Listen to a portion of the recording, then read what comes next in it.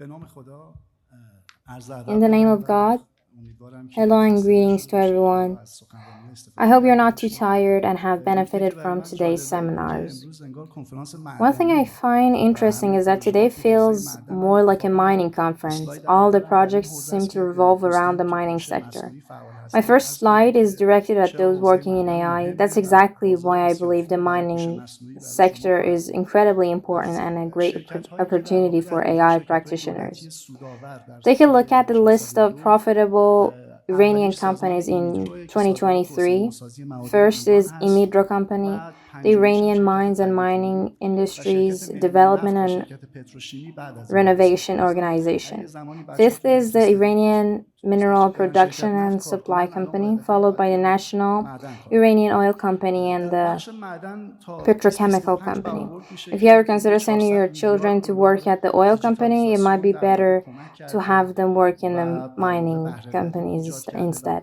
In the mining sector in 2025, it's estimated that digitalization has contributed around 400 millions in productivity gains and added value. I'll skip the minor stats, but it's estimated that digital tools could increase capacity by 10 to 20% and improve recovery by 2 to 5%. But the key figure is a 15 to 30% reduction in greenhouse gas emissions. Because our country is the sixth largest emitter of greenhouse gases, we could say the sixth most polluting. And a big part of this pollution comes from us in the mining sector, especially steel, copper, and related industries. So if we can reduce emissions even slightly, it would be incredibly impactful.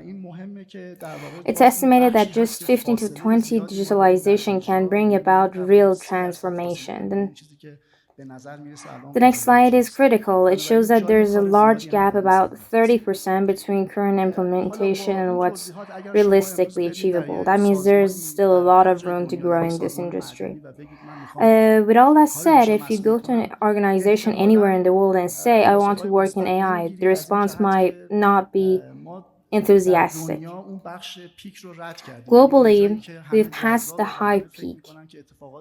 People no longer think AI will magically fix everything. Expectations were inflated, and we're now in the phase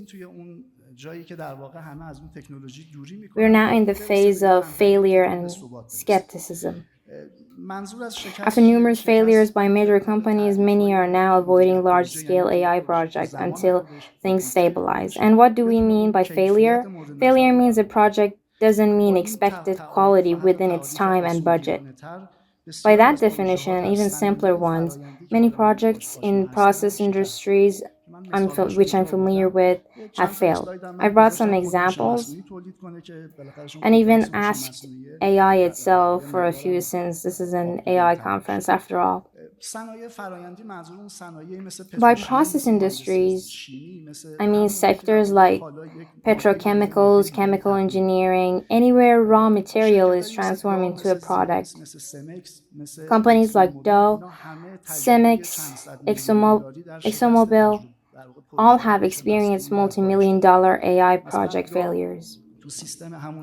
For example, Dow failed in its predictive maintenance system and later admitted that data used was unhealthy and improper. Siemens also failed in its AI-powered maintenance chain, citing poor data integration with reality. Cemex couldn't optimize its cement processes.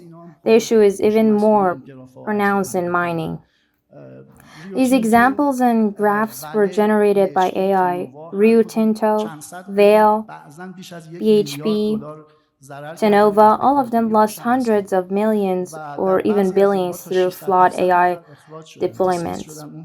In some cases, around 700 staffs were laid off and the entire AI unit was shut down. Across all these cases, the main issue was poor quality or insufficient data or other barriers that block results.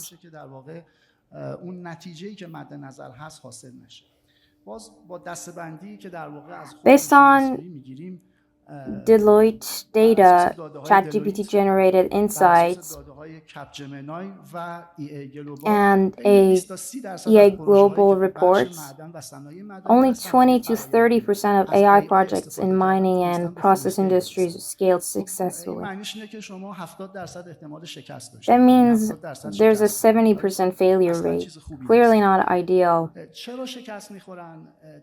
So why do they fail? The causes fall into categories.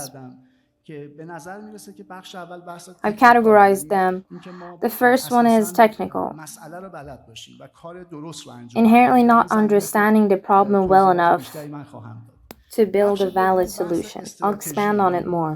The second part is strategic, unrealistic expectations, no clear plans, and undefined measurable goals.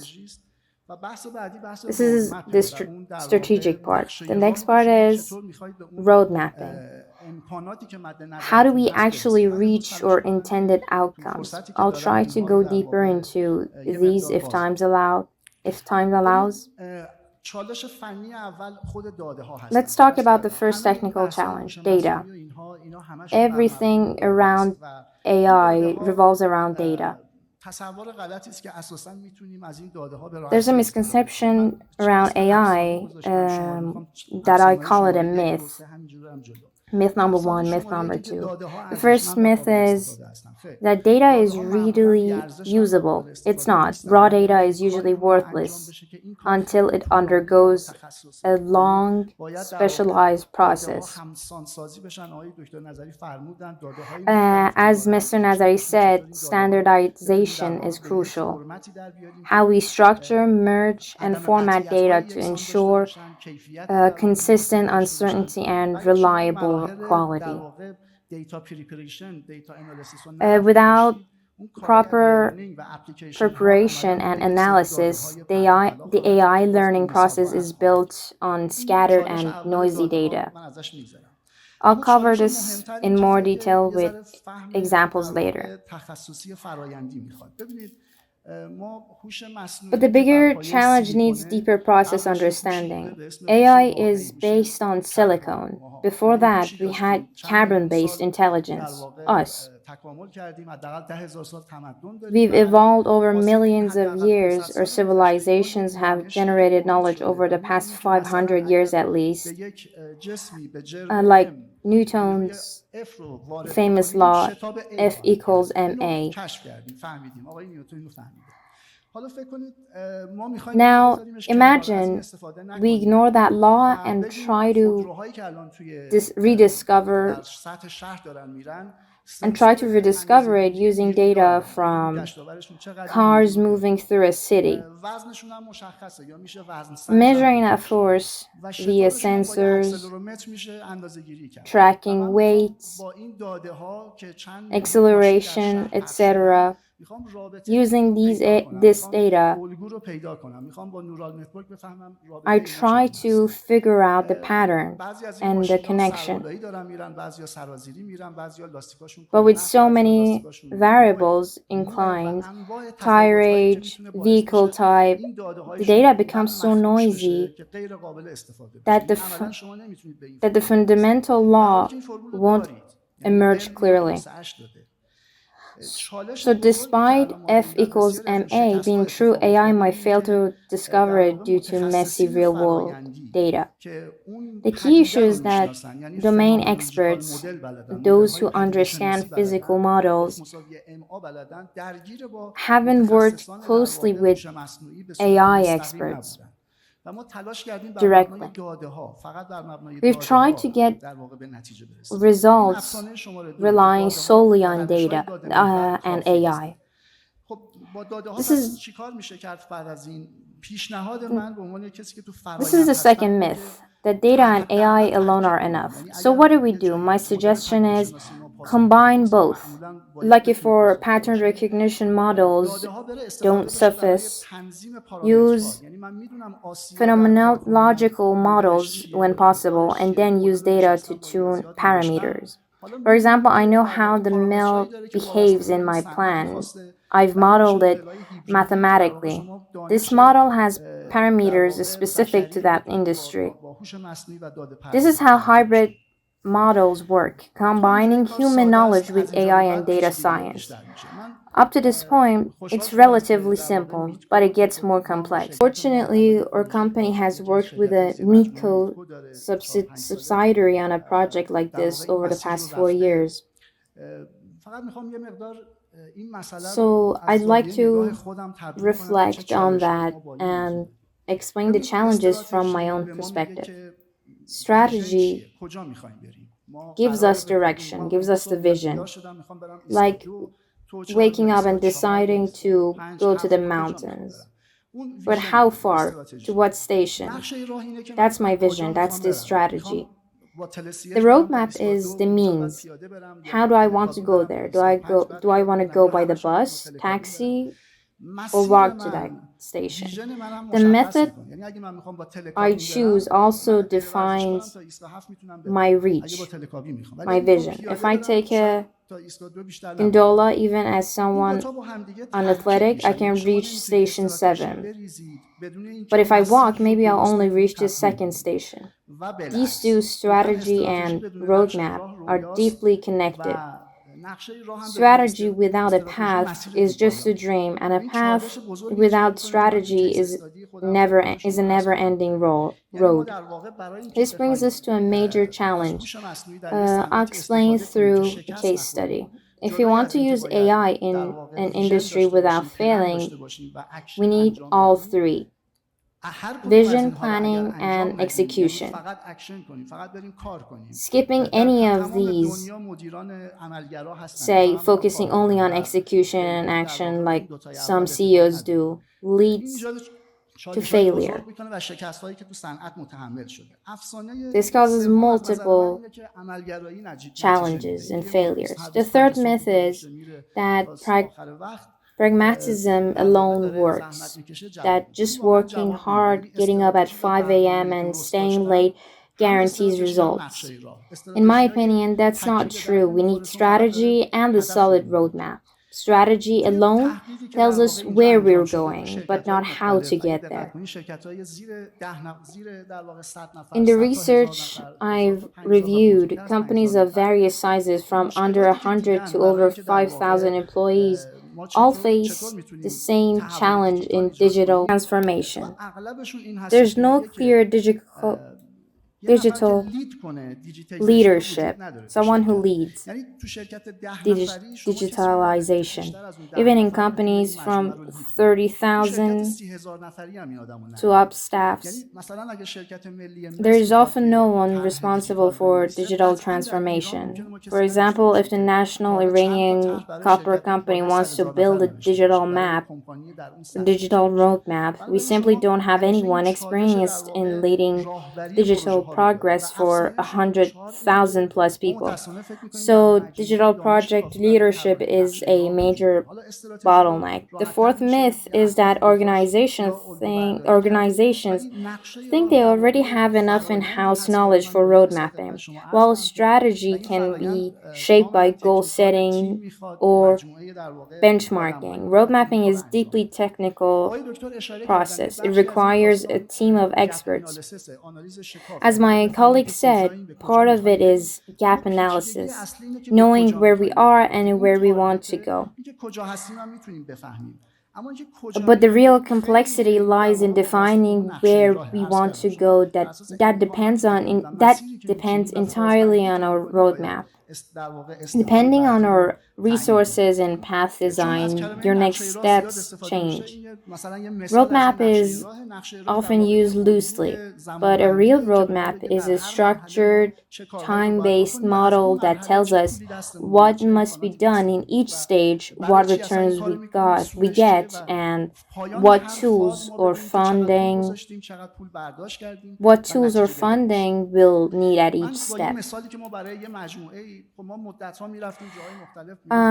Why do we even do this? The benefit of it, at the end of each phase, we get to see how much money we have invested and how much we have gained, and we focus on being results oriented. Let me give an example of an organization, especially I, in cooperation with Dr. Yahya, a professor at the University of Queensland, have been talking with senior managers in Iran industries such as Imidro and National Copper Industry Company. We said you need a roadmap, and many claimed they already had one. But we realized that a company expert had just written a plan that was not even what we had in mind. Actually, as a pilot, we write roadmaps for small scale companies or provide support for that organization's pilot.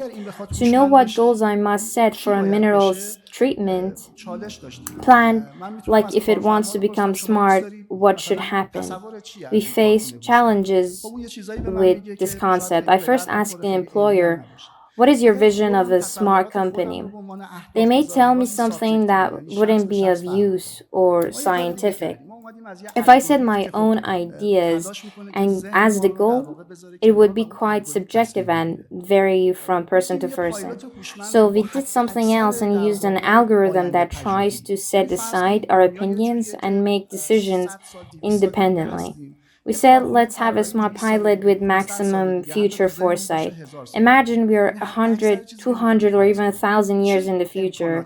That's the minimum we can assume. What capabilities will we have? How will it work? What will humans look like then? As far as our brains can grasp, let's look at it ideally and list its functions. One example is the existence of sensors that collect data related to equipment health, meaning the equipment can collect its own health data and send a warning that says, I'm breaking down, this problem is happening, and this is how to fix it. We identified around 30 to 40 functions, and for each one we asked, what profit does this function bring us? How much expense and time does it require? Regarding expenses and time, as the last speaker mentioned, we derived this from maturity assessments, which I will show in detail, including all necessary costs and times. When we say expenses, we don't only mean financial, it also includes employees, hardware, culture, and so on. I must have a plan for each of these and make changes in the organization I expand on these. In fact, those maturity assessments chart we made for that organization help us understand what profit it generates. Again, by profit, we don't mean just financial gain. We use the six capital model and said that by doing this, you can become a brand. For example, if the Iranian Mineral Processing Research Center has such a pilot, you can say, I am a brand worldwide, which itself becomes a form of social, intellectual, and financial capital. That's how we assess how much capital each function brings us. We did the same for each function and eventually reached some scenarios that I will expand on. At the same time, by categorizing these functions, we reach clear goals. The algorithm tells us the goals and says your goals fall into these 6 or 7 categories. For example, regarding HSE, these are the functions we identified. I won't go into too much detail. Among the generated capital, one of the 6 types of capital is social capital. All of these have weight and enter the algorithm, which then can make decisions automatically. The organization is defined. To achieve the set goals in each phase, the phasing is done automatically. What organizational changes and restructuring you need in your organizational chart are determined. تک تک ما کارت های PLC رو رفتیم دیدیم، تک تک در واقع